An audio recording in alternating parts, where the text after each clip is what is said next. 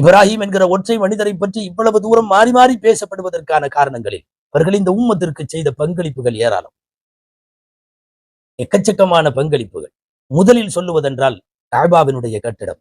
ஆம், முதலில் மலக்குகளால் கட்டப்பட்டு பின் ஆதம் அலைஹிஸ்ஸலாமால் மறு உருவாக்கம் தரப்பட்டு வெள்ளப்பிரளயத்தில் அழிந்து போன போது மீண்டும் அந்த இடத்தை அல்லாஹ் இப்ராஹிம் அலைஹிஸ்ஸலாமை வைத்து கட்டுகிறான். அற்புதமாக கட்டினார்கள்.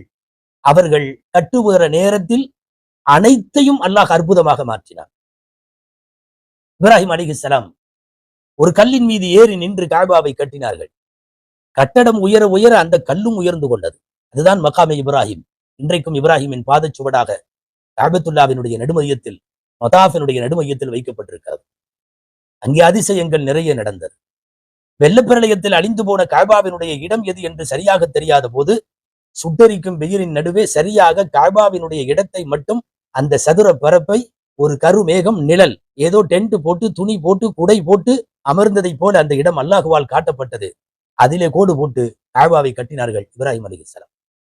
அற்புதங்கள் நடந்தது. காபாவினுடைய இப்ராஹிம் அலைஹிஸ்ஸலாம் கட்டுகிற போது ஒரு கல்லுக்கும் இன்னொரு கல்லுக்கும் இடையிலே கலவை வைக்க வேண்டும்.